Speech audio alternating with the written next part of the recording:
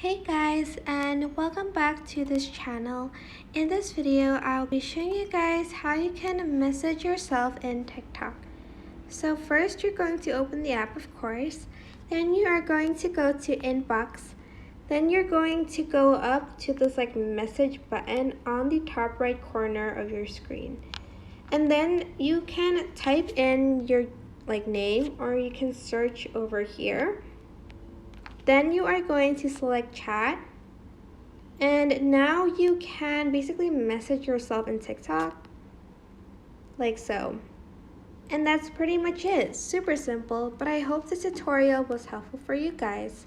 Don't forget to like, comment, share, and also subscribe to this channel if you haven't done that.